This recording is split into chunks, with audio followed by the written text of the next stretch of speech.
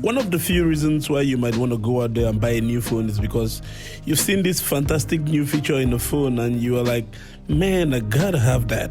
Man, I just gotta have those kind of cameras or something. And I'm thinking that's what an upgrade actually means. But honestly, these days, I don't know anymore. But we're gonna see if that is the case with these two devices we have here today, the Tecno Spark 3 versus the Tecno Spark 4, old versus new, right? So welcome to this house if you're new here.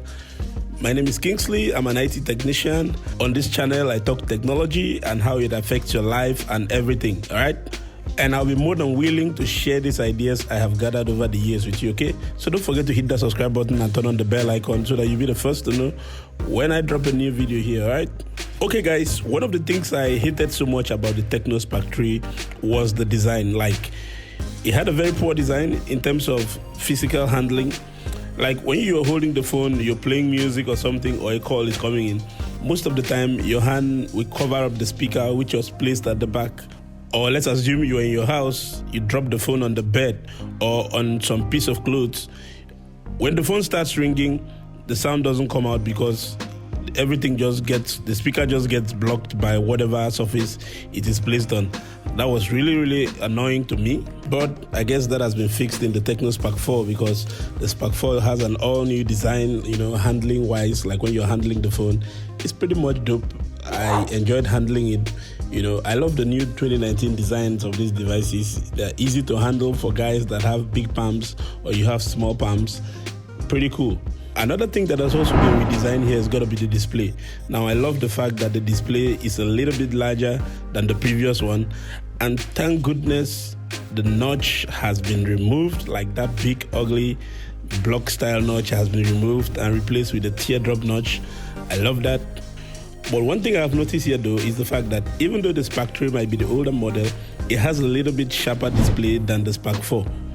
Now, this is something I didn't see coming because earlier on when I reviewed the Tecno Camon 11 Pro versus the Tecno Camon 12, the Tecno Camon 12, even though it had the same graphics engine as the Tecno Camon 11 Pro, the display of the Camon 12 was a little bit sharper than that of the Camon 11 Pro.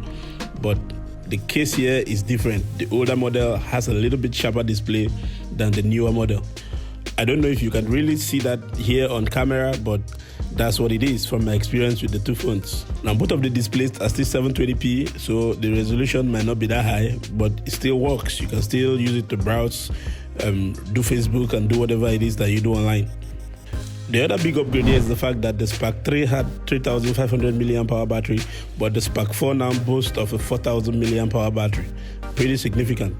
Looking at the back of these two phones, one of the first things that is going to catch your attention is the fact that the Spark 4 now comes with triple cameras. That's a jump from a single camera that used to be on the Spark 3. Well, as you already know, bigger doesn't always mean better, right? Now, both cameras in the front of the device are still 8 megapixels. The main lenses at the back of both of the devices are still both 13 megapixel. The only thing that the Spark 4 boasts of is an extra 2 megapixel depth sensor, which honestly, I have tried to use it to shoot bokeh shots and it's just not working. Most times when I try to use it and shoot bokeh shots, I will almost be dipping it into the subject's face for it to at least just get the background out and blur it. But what it ends up doing is that it ends up just blowing the background like and that is crazy. So I ended up not being able to use it. So I won't really consider, technically, I don't consider the cameras as an upgrade.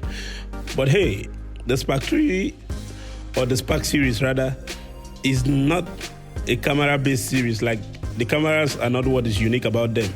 Yeah, right? So if you want something that is, or some other series that have good cameras, you can look at the Camon series from Tecno. Those ones have good cameras, as I mentioned in the last video. So here's the reason why I said bigger isn't always better. All the images you're watching right now were all taken with the Spark 3 and the Spark 4.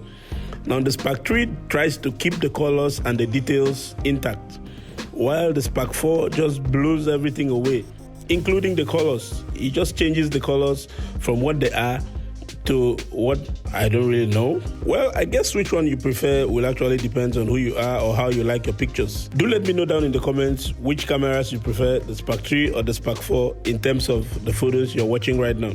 So the big question here remains, how is the Spark 3 performance compared to the Spark 4? Now, you guys know me, I'm all about performance. As a technical person, I don't really buy specs on paper.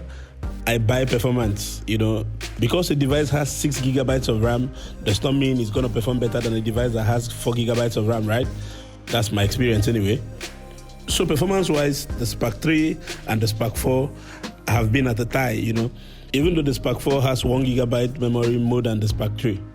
As opposed to the 16 gigabytes internal memory that comes on the Spark 3, the Spark 4 has 32 gigabytes inbuilt memory. Then straight out of the box, both devices are coming with Android 9 Pie. The Spark 3 comes in with the Tecno user interface, that's the iOS 5, while the Spark 4 comes with the same user interface, iOS 5.5. And here's where things get a bit tricky. The Spark 4 might have a little bit better specs than the Spark 3. But when it comes to the software experience, the Spark 3 has a better software experience than the Spark 4. Now, I'm not going to start ranting about this anymore. I have done that in the past 3 or 4 videos. On the plus side for the Spark 4 though, is the fact that the Spark 4 is 4G, while the Spark 3 is not 4G. That is a very big reason why you might have to stick with the Spark 4 instead of the Spark 3. But hey, if 3G or 4G is not your thing, or it doesn't do anything to you, by all means stick to what you have already, or stick to the older model. So I think at this point I've been able to show you everything you need to know, the differences, the pluses and the minuses of both devices. Now I would like you to let me know in the comments, which one will you go for if you were to choose between these two right now?